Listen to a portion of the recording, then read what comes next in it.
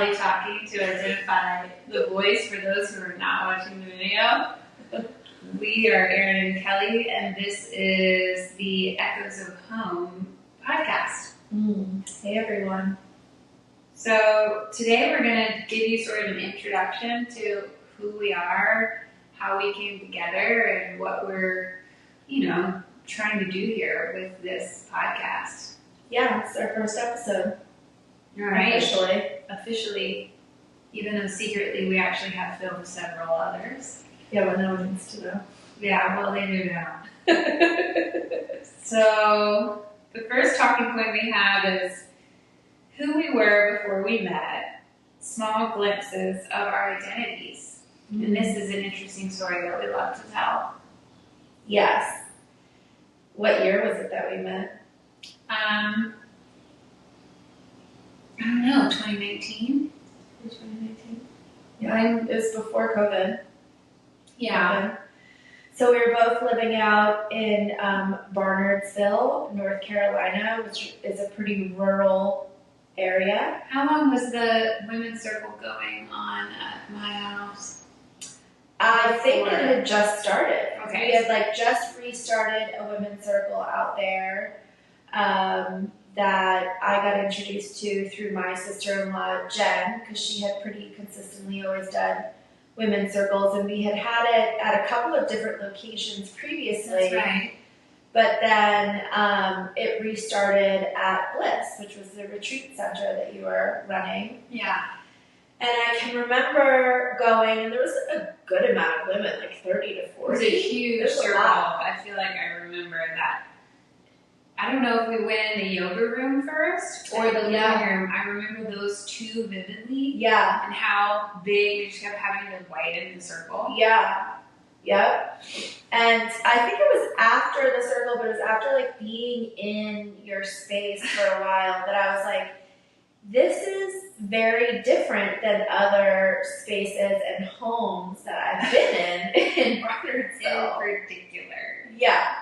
It was clean. It was... the bar is underground. It was well designed. There was indoor plumbing. And I just remember kind of just looking around and being because I had heard about Bliss and my brother, you guys had contracted for some projects on the property. So I knew a little bit, but very little.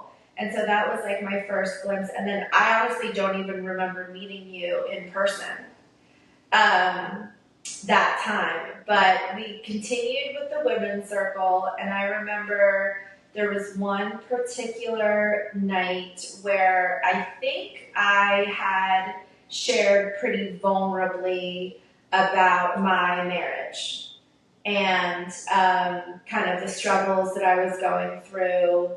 And at this point in time, so I've been married for probably 3 or 4 years, and I had a 2-year-old and lived right down the street. And I think there was something that you had shared as well in the circle around your marriage, and I'm not sure if that's when I invited you to go on a walk, but I think I just had spoke to you after the circle. I remember where I was in my living room, on the outside of the bar, in between the fireplace and the kitchen, when you came up to me and you said something about, because Town Branch Road was a road that I lived on and your brother lived on. Yeah. And you like to walk up and down it. And at that point in my life, which is really fucking funny. I know. I was thinking to myself, no, I don't want to walk. And that was exactly your reaction. You're I don't really walk. Especially not like up and down hills. And I think coming from like a farmer perspective, like that was my workout at that time. Like, yeah. I lift 3-pound, 50-pound bags, whatever. I pull weeds, I don't walk for exercise. Yeah. But we love to walk now. I know, it's like our thing that we've developed over the years. So then the story gets really interesting because shortly after that, Well, from my side, I made a decision to end my marriage. I think it was more of a start of separation period. Yeah. And it was a big decision that I had been considering because I was married to an alcoholic who at this point in time had been arrested for his third DUI, and it was really quite a problem in our life. And so I decided to sit down with him one night in our living room after we put our toddler to bed, and as we're having this conversation about separating and him moving out of the house onto we had another building on our property, but we were like closing the conversation, and I remember there was like lots of tears and it was pretty emotional. And as the conversation was closing, we heard a helicopter circling around the house. I don't know if you've ever told it to me like this. Yeah. That's intense. Yeah. And I remember going outside because we lived not too far from the fire station. Yeah. And we were like looking, and I think it was maybe mentioned that it was like a flight for life or something like that, because he would have known that. But I would have had no idea. So, and then the next day, I remember talking to, I think it was my brother, and I was kind of telling him the news that, I had had the conversation with my husband, we were separating, and he said, "Do you know that Frank died last night?" And I was like, Frank, what do you mean? And he was like, the owner of Bliss Farms. And at the time, we were actually sharing an employee. Emma worked for you, and then she also nannied for me. So I had that connection to Bliss as well, and it just rocked. It was like I didn't know him, but it was definitely. I think we knew, or I was told that it was suicide, and so. There was a heaviness that I was feeling from simultaneously knowing that. Well, you had just heard me at the circle share a little. I guess you said this earlier. Yeah. A little bit about what was going on in my marriage. Yeah. Right, and that was kind of like what brought me to you. It was like, maybe we could connect on this. Yeah. So fast forward about a week. And you had a really beautiful service for Frank on your property. Yeah. And I had heard about it, and I had decided that I wanted to go. And at this point in time, I don't think me and my husband were really speaking much. And I remember I dropped my daughter off at my brother's, and I think him and I went up together. That sounds right. Yeah. And I remember just, holding space and seeing some friends and community members up there, and it was a beautiful service. And then I was really deeply moved by it. By what people were saying about Frank, and what hit me was that the things that people were saying about him, they could have easily been saying about Gordon. Yeah. And I guess a little bit of background is suicide is something that runs on Gordon's side of the family. I don't know if you say runs, but has occurred. There's a history of suicide. In those circumstances, it's like people tend to shy away or to make assumptions. And I just felt like, I don't really have any of that. Yeah. And it's a realm that I've, dealt with. So I showed up, and then I walked away feeling like I need to give my marriage another shot. Yeah. And I walked home, and I remember crying as I was walking down the hill, and I basically went back that night, and I was like, let's try to make this work. You're an amazing guy. Yeah. We have a beautiful family, and I don't want to lose you. And just really feeling, fearful of like what his reality would be like if we did separate. Yeah. And I think I actually approached you at the end of the service. I don't remember much from that day or No. any of the conversations that I had. No, and I just said, hey, I'm here, something like that. If you ever want to go for that walk, I think.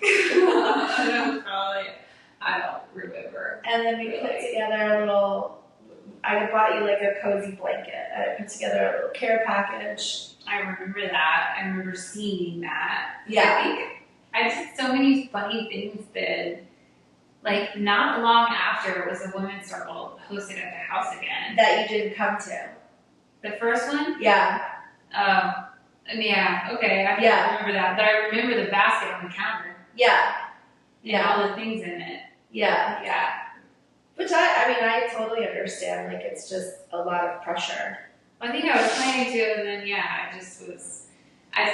there was a lot of social stuff of feeling like what people were saying, and that's a whole complex dynamic that was going on. Yeah, absolutely.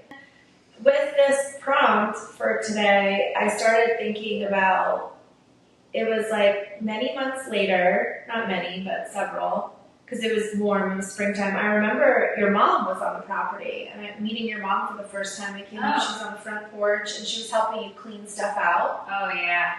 And then we went like kind of around back, like where Frank's services were actually. Yeah, and we had a circle around the fire pit, and I think I was sharing something about me moving around or living in Colorado, and you had shared something about like, just I think like visions and dreams that you and Frank had shared, and we just kind of like looked at each other, and I feel like we realized that we had like similar desires, dreams, paths. Well, and I think another thing that we bonded on initially, especially, I remember sitting in that women's circle around a fire after we moved outside, after being inside, I guess it was warm enough, and we were two very different people in that women's group compared to the rest of the women. I feel like there was maybe, 8 or 10. It was much smaller. It dwindled.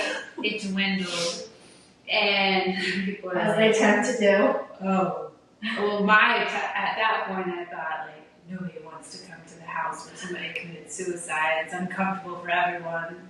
It was uncomfortable for me. But, no, it was more like just the impact that I take away from that moment was like, wow, listening to these women. Of course, I had an extreme trauma. And some of the things, not that their experiences aren't valid, they're totally valid. Mm-hmm. Their complaints and what they're struggling with and what their challenges were so, and their realities were just so very different than you and I's. Yeah. And you and mine, whatever, doesn't matter. And like, we both had big girl jobs, corporate jobs, we're the breadwinners in our scenario, and we were hustlers, and we were making things happen in our lives, and we had vision, we had desire to make something of our lives and ourselves, and it just was a very different set of aspirations in some of the people that we were in.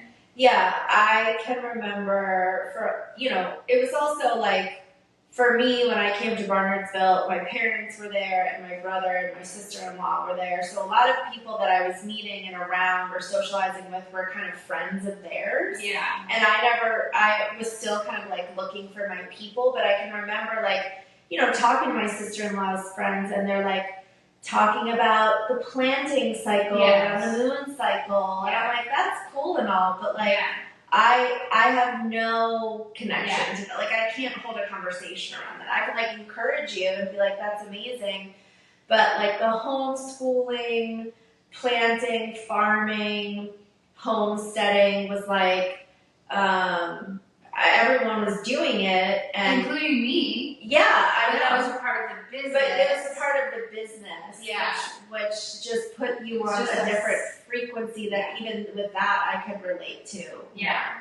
And then we found out that we, in this really unique, now to back up a little bit, Barnardsville can be considered, while there's like original Appalachia culture there, There's also somewhat of a sect of what you would consider a counterculture out there. Yeah.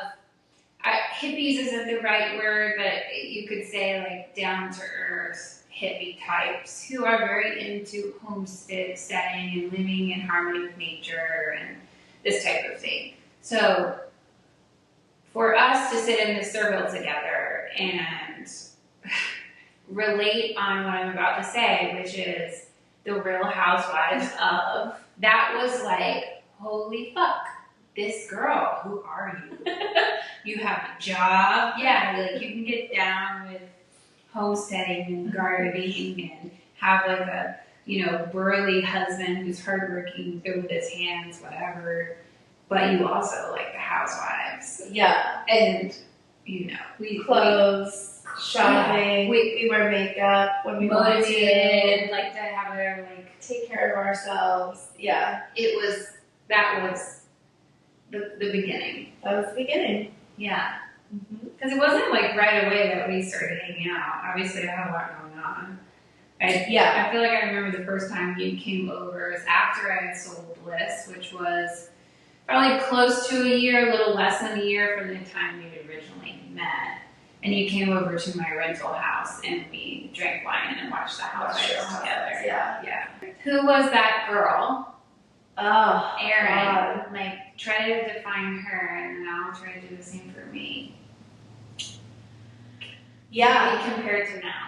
Compared to now, yeah. I think for some things it's hard because I'm like, adrenal fatigue, extremely stressed. But I feel like I'm still trying to balance that all out now. But I think that I have more awareness, much more awareness now than I did at that point. But I was not aware of being the breadwinner financially, which just came, relatively, I enjoyed my job and what I did and I worked from home, but I was simultaneously full-time mothering. I had little help. So I was balancing remote work with momming. Earning the money is one thing. Managing the finances was another thing. And so I just had a really heavy load. And the heaviest load was, of course, the alcoholism in my house that I felt really trapped by. And I think at that point in time, I had found my Al-Anon program and had just started dabbling in it. So my only time to myself was when I would go to the movies on Saturday mornings. But yeah, just managing a lot. And then, I think... And a toddler. Yeah, and a toddler. So still very much postpartum, carrying around, probably at that time, 25 extra pounds, which was really hard for me. And trying to navigate my way through that. And just how to take care of myself. I was probably pretty obsessed with my husband and his alcoholism, so highly focused on that. But I think really I had forgotten, I was still in that phase, just starting to come out of it where, I forgot who I really was. I would look in the mirror and not recognize myself. And really having a desire to get back to that person. And I think a longing too. I've always had really close girlfriends. And, I was extremely close with my sister-in-law, but it wasn't the same. We weren't the same by any means. So missing those connections and ties for sure, while kind of feeling buried by the pressures of family life. Yeah, that's who I was then. What about you? Compared to now? Are we talking?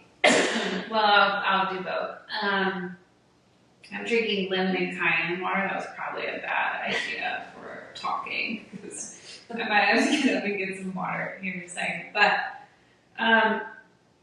who I was before Frank died. Frank was my previous husband, my late husband. We had been married for, we were on our 7th year of marriage, roughly 7.5 years.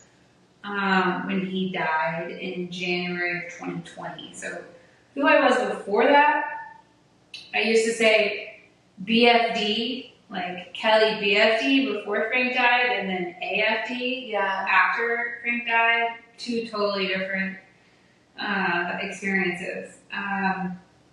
We had just moved from Charlotte, and we're working our corporate jobs, and like taking years to develop and build this retreat center, and it was this glorious collective vision that we put together that was a culmination of all of our interests: food, travel, nature, living in harmony with nature, health, wellness, yoga, spirituality, military healing, and our construction experience and background. And, on one hand, we were extremely fulfilled.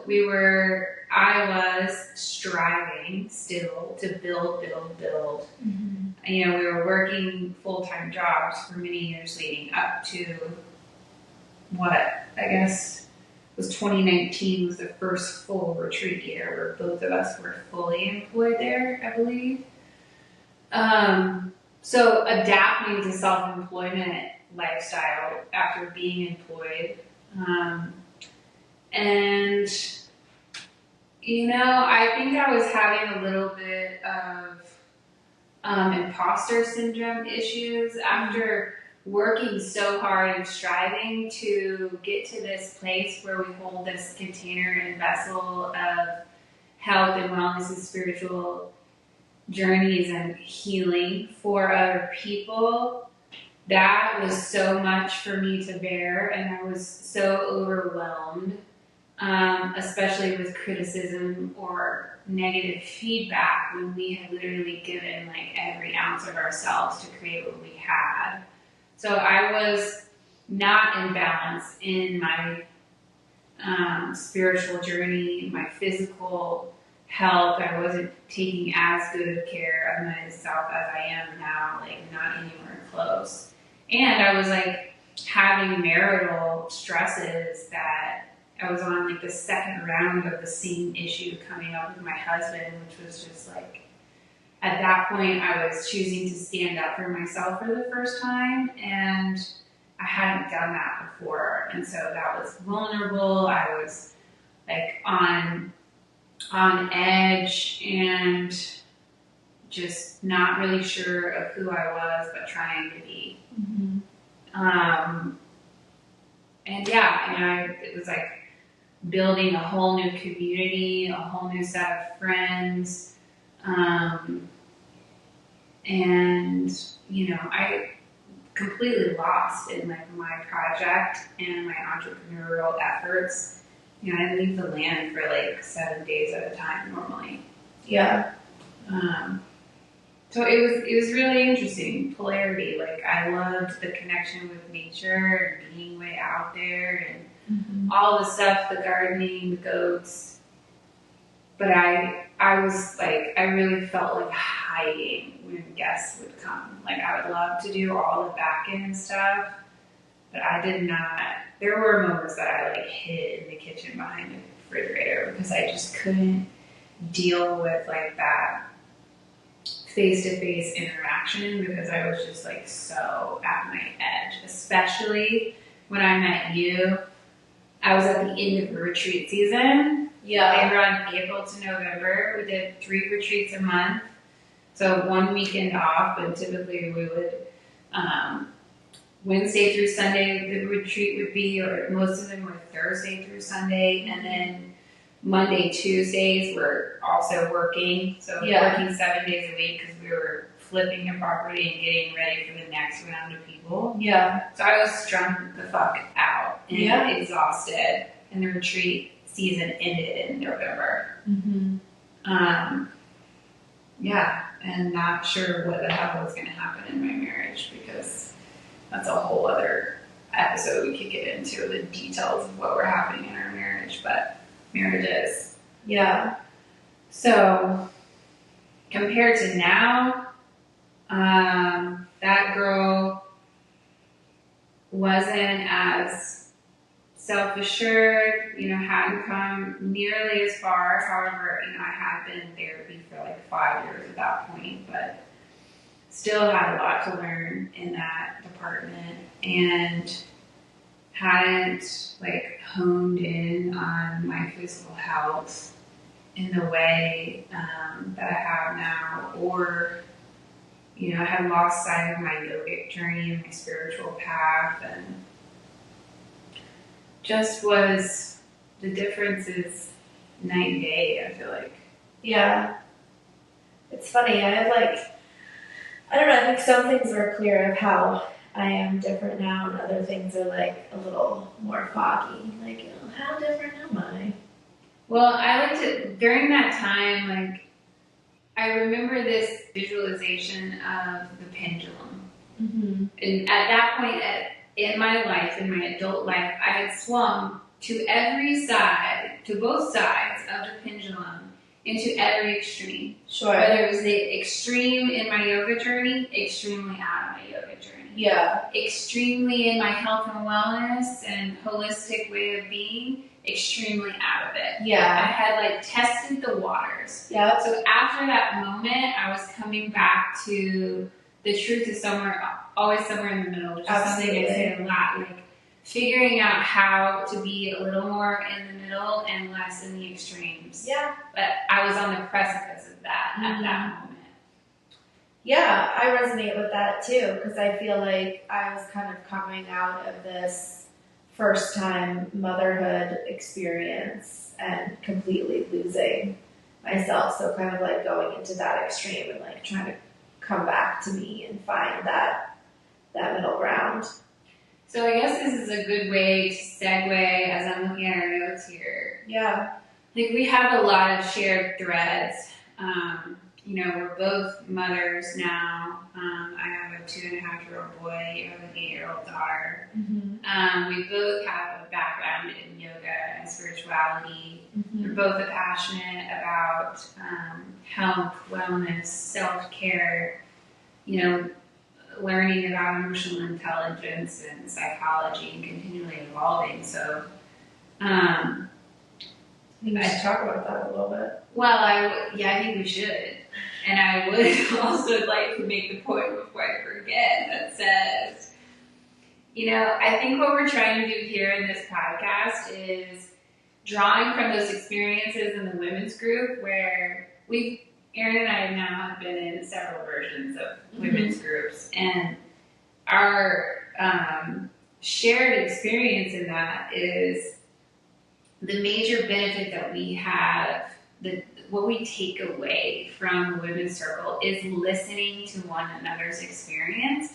No matter how different or the same it is, each one of us in that circle will take away and learn and grow from what the other women are experiencing. Mm-hmm. So I think when we start talking about doing a podcast, that's the intention, to be able to cultivate a really authentic container where we share our journeys and experiences and learn from one another and grow.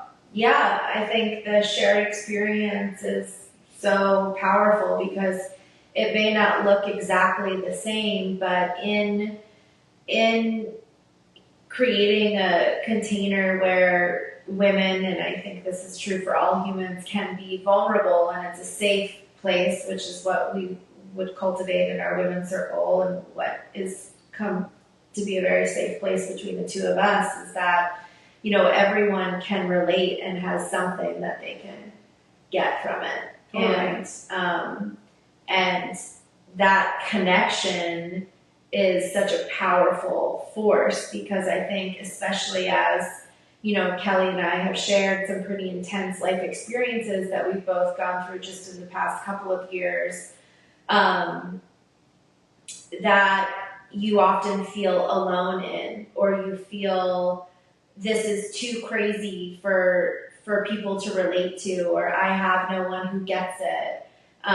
Or it can go even deeper, like I'm not enough, or I'm too hard to love, whatever it is. And so I feel like when we open ourselves up and we share and we relate and we connect, it's like we all remember that we are worthy, we are loved, we are capable of growing through these experiences. Yeah, and I think that's one of the biggest lessons for me in these types of sharing and experiences is that we all have so much more in common than we think. Yeah. Even when we have these major, like on paper differences, whatever, the human experience is so vastly similar. Like, that's life changing to know and understand and develop love and compassion for yourself and for other people. Absolutely. And I think it's a cool part of like how we connected, you know, like I think it took a minute and then it was really on like a deeper, you know, set of circumstances that you and I came to be like, oh, like I kind of see you, I see me in you. And definitely I think what was conveyed in this shared experience of the women's circle was like us both being very vulnerable and very open to, yeah, I'm going through something crazy, but this is my path and I own that. This is who I am. This is what I'm meant to this is what I'm here to do. This is the work I'm here for. Yeah. And I think it was really that tone as well that kind of set us apart from some of the more like maybe victim-oriented stories that we were hearing. Yeah. Where for us it was just kind of like, oh yeah, like you can throw it at me and I'm here to learn from it and find the golden thread. You know, not bury my head in the sand, not lay down and die, not, you know, become a victim, but like really kind of rise from the ashes. Yeah, I think that's just it. Like when we came together, we both had just been faced with that choice that I believe everyone has. Like when you're dealt a certain set of circumstances, you have a choice in that moment. You were in a place in your marriage and what you were dealing with your husband. And I was in a place where my husband committed suicide and I had two paths to move through that. And it was either, you know, to use this as something to learn and grow or to allow it to take me down. And that was it. Yeah. And we both were in that place. Oh, yeah. And it continued to move through that space and then just to take this perspective on life and all challenges, although it's not fucking easy most of the time. Yeah. That, like, all of these are opportunities to learn and grow. Every challenge that we're faced with on a regular basis. That's why I really love the name of the podcast, Echoes of Home, because it, you know, we're all on this path and we have no control really on like where this path is going, what it's going to look like. But the Echoes of Home is like, it just reminds me that there's a place deep within, you know, home is a place of safety, of connection, of nurturing. And it's like, while we're out there journeying, to remember that voice and to remember that like tie back to what I consider like your heart center, your home is always with you. Well, I think that's what's really beautiful is that Echoes of Home illustrates that, and that's what we're trying to do here in the podcast. And it's also interesting to note that for Aaron and I, we both just happen to also, which we found out pretty early, have a knack for cultivating physical space. Yes. And doing it in a beautiful way. And Echoes of Home is a podcast by Abode. Yes. And Abode is a brand who's very much about the full and like fully encompassing experience of home within yourself and also in physical spaces. And the journey that, you know, we are both on that is very, is vast, and it's Abode as a brand is sharing the lifestyle of being in this way that we will be sharing and talking about in this podcast. Yeah, it embodies a lot of like what the full spectrum of home space, whether that's physical, whether that's your physical body, whether it's like cultivating that creative home space within you, cultivating the energetics of whatever it is you're wanting in your life. Yeah, that could be a sacred space within yourself. It can be inspiration and creativity. It can be a whole healthy body. Mm-hmm. It can be your spiritual journey. And it can be communal or it can be individual. Relationship oriented. Yeah. Yeah. Connection is a huge thing for me that Absolutely. I'm really in right now, and even looking at like my childhood scenario, which has cultivated my extreme desire, which I know if you know anything about psychology, you can pinpoint what I'm saying right now, but my extreme desire for connection and what that's rooted in and where that comes from. And that's part of the whole body encompassing of this way. So healing. Why don't you give a little bit of background around your spiritual journey, like since we touched on your childhood and maybe a lack of connection there, like what did, when did you kind of come to look or seek out? Well, there's the first iteration, which was, curating energetics in my space that I had control of, which was my room. Yeah, I was always a creative kid, always liked art and those types of things. And that was the only space I was given control over, my room, and I redecorated it regularly. And what I've come to know and understand now is that I was doing that because I was cultivating a safe container, which was the only space that I had my own autonomy and individuality to express and create whatever the energetic was that felt good for my space. Tell me the question again. It was about like finding your spiritual path. Or even that you wanted or desired to have a spiritual path. Yeah, I wasn't on what I would consider a spiritual path at that point in my life. I had really tried to cling to Christianity at one point because I was initially a truth seeker, but I pretty early on was challenging the basis of the religion I was kind of being taught, but we weren't seriously religious or anything. Church was just something we kind of did because you're supposed to. Yeah. But I really did want to become like a Bible thumper, and I did for a minute. I bought my whole family Bibles, and then that didn't last very long after I decided I didn't believe the story they were telling.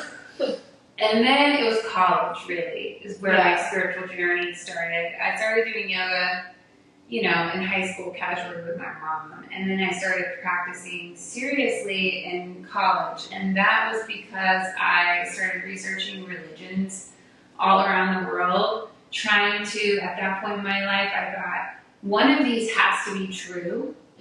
Which one is true? Yeah. Because there can't be all these stories and them all be true. One is the truth.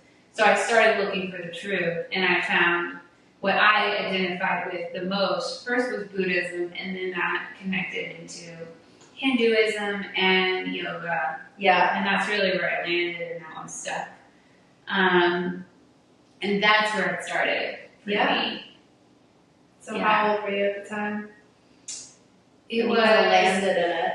2007 is when I dove deep in, because I had just left Auburn for a year. That's a whole story, but came back by myself without my boyfriend for this short time being, and was very alone, very in my apartment, and at the time I was buying DVDs. Like I bought the Sean Corn DVDs, and I had this idea in my head that I was going to be a school teacher of art, and I was going to teach yoga in the afternoon. So I started taking AFAA, group fitness certifications, which evolved into yoga certifications, which evolved into my Yoga Alliance 230 hour, which I did right after I graduated college. But I was deep into yoga practice. So what was the truth that resonated with you? Oh like, God, this is it. I feel this. The first initial takeaway, there was this book I bought, and I remember like going and sitting on the floor in Barnes and Noble. This was pre-Amazon, bookstore, and going to like the religion and spirituality section. And I found this book. It was You Don't Have to Sit on the Floor, is what it was called. And it was like the corniest cover. Anyway, it was a Buddhist book. That broke down the basic principles of Buddhism. And one of the first few chapters was Metta Bhavana. I could be pronouncing it wrong. I'm sorry if I am. But that's the way I've pronounced it forever. And that is the love and kindness mindset or meditation. So I initially started doing the love and kindness meditation, Metta Bhavana, where you start within yourself, and then you move outward. Maybe it's the person at the gas station that you saw, and you move to the city, and the state, and the country, and the world. And that was transformative for me. Because I grew up in such a negative household, I had never really been taught to love myself in a spiritual way like that. Or maybe at all. Or to love others, because the house that I grew up in was also very judgmental, critical, negative. So learning how to have compassion, empathy, love, kindness for myself and for others was the beginning. I'm still working on that. Aren't we all? Wish it was just a one-time thing. Got it. God. Well, it's funny, and then we'll go to you. Like, my second tattoo on my body in the ugliest font ever, next to this butterfly that I had just gotten, because I was very much the beginning of my spiritual journey. Butterfly was a henna tattoo that I found on Google, I guess, or encyclopedia.com, whatever the fuck we had back then. And it was a henna tattoo on a drum head. So I took a picture of that to the guy, got that butterfly tattooed on my side, and I just learned of the concept of nirvana. And I got the tiny little word nirvana in the butterfly, and I totally thought, you'll hear me talk about this in other podcasts, at that point, I really thought, I can be like Siddhartha. I'm going to achieve nirvana. Wow. And like, check, point, done, complete, moving on. And then the next word I got tattooed on my body next to that butterfly was meta. In the fucking, this like weird Celtic font. It's still there. So, what about what was your first spiritual? So I was raised by, so I had a pretty interesting upbringing. Both of my parents were raised in the Catholic religion, to Catholic school from kindergarten all the way through college. They were actually married at their Catholic university by a Catholic priest. My mom's uncle was a Catholic priest. And when they were in college in New Jersey, which is completely random, I have no idea how it happened, my dad, I think he was the first to find this meditation guru who he started following, became a follower of, and introduced my mom to it. And I think they were both probably, not only indoctrinated into like the Catholicism and that whole, they were just kind of over the whole good versus evil sinner, but they were drinking and partying, and I think where my dad was kind of like, I know there's something more. And so he was introduced to meditation, and his mind was kind of blown by like just practicing being in your body, present, bringing your attention and focus to your breath, like how transformative that was, of a practice that is for daily life and being. And so he introduced my mom to that, and they, went with it. They became premies, devotees of the guru. They traveled around the world to hear him speak.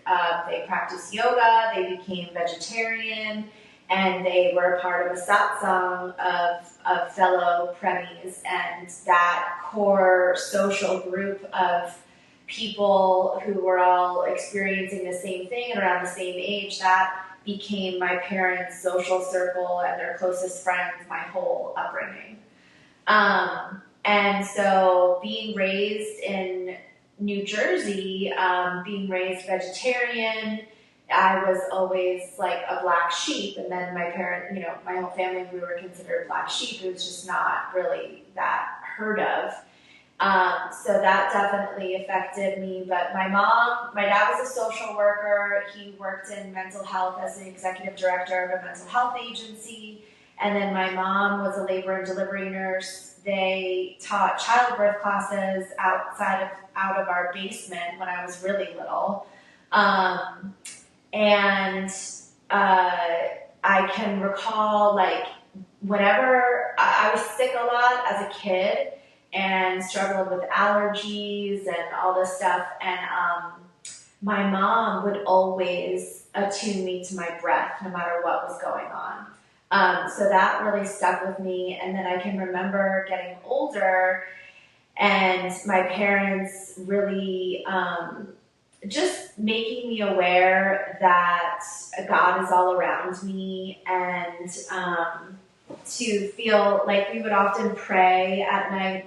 My mom's dad passed when I was 4, and I remember like really wanting to talk to Poppy. He's definitely a guardian angel of mine and has come to me in my dreams and stuff and visited. And so I remember like just getting really comfortable with prayer. I was already attuned, or, being taught about breath work. And then, just like being made aware that God is all around me and I don't need to go to a certain person or a certain place to feel connected to God, that I could just like walk outside and be in nature, look at the trees, and be present with this, like what I came to understand is just like, this universal force. And I think growing up, I had to have my own rebellion against that and against who my parents were. So my brother and I basically didn't want to be vegetarian and rebelled against that as soon as we could. So that kind of went out the window. And then my brother kind of went the hippie route, had like long dreadlocks in high school, did a lot of drugs. And I can remember thinking like, oh, I'm going to be like, I'm so different than him. And so different than my parents. And like, I really want to be successful and know what it is that I want from my career, and like have a very clear life path. And so I kind of stuck with that. And I think also went to the extreme of like partying. That was something that you and I also relate to each other on. Like we were big partiers in high school and college. Yeah. And I also had a year off from college and went through some big life changes. And but I ended up getting on the career track and decided that I wanted to be a public relations girl, at like Sex and the City style, and wear Manila Blahniks and cute mini skirts and do events. And I completed college in Philly and worked for a PR agency, and my reality was not that at all. And I think went through quite a good deal of suffering. There was too much alcohol for sure. There was like an unfulfilling relationship, and then the kicker was the physical pain. So I developed TMJ and chronic low back pain, and that was the kicker as far as like you need to make a change. Yeah. And just knowing deep within, like, oh, okay, well, I thought this was what I wanted, so I was like going for it, and now this is not at all what I wanted.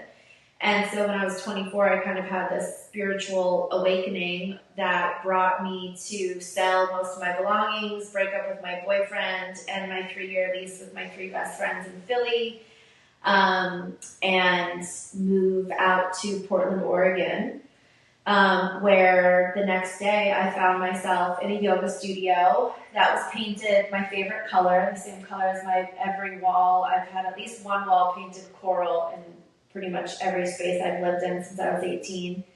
And I found myself on my knees with my hands at my heart, being like, I'm so glad I listened to the call. Yeah. That brought me here. And I have no idea what's next, but like, I think for me, it really resonated, like, your heart is your greatest teacher. And I think that was just got me hook, line, and sinker. Like, there's so much noise and out there, and the body, man, like, to get through that barrier of really getting through the body to connect to the soul. And yoga was that path for me. Like, here's how you do it. Yeah. And there's just a lot of wisdom and a lot of love and a lot of passion. And the studio that I ended up in was called the Bhakti Shop. And I learned about the Bhakti tradition, which is the yoga of devotion, which was pretty interesting. And then, I just started reading like the Yoga Sutras and the Bhagavad Gita and all of the traditional yoga texts. Yeah. And at some point it hit me like, oh, this is the path that my parents found. Yeah. I think it looked a little bit differently. Yeah. But the openness and expansiveness that they gave me as a child, plus the tools of like connecting to your breath, I was like, God damn. And I knew already at that point, like, I was pretty, not gifted, but blessed, I guess, by that upbringing. Yeah. And I know, it was very non-traditional of my parents, but I mean, so many great gems and tools that just allowed me, like, when I found my own path, I was like, oh yeah, this is home. This is definitely home. Yeah. I felt the same way in my yoga journey. Like, I've said it before, it's like the only constant that I've had in my adult life is my yoga practice and my spiritual journey. Like, it's the only thing that is always there. Even if I veer away, it's always right there, and I can come back to it. And I've veered away, and I've come back time and time again. And since that girl sitting on the floor in Barnes & Noble. Totally. I've swung in and I've swung out. I feel like I'm somewhere in the middle. Yeah, and I know we want to talk about it as a topic sometime, but it's like, it's not just a physical practice. And that's why you can keep coming back to it, and that's why it's okay that it looks different at different phases in your life, even when your body looks different, is because, like, it is just a sense and a way of, like, finding that present moment and connecting to something deeper. It doesn't have to be when you're... It's not just the asana practice. Yeah. It's just one of the 8 limbs of yoga. Yes. Yeah.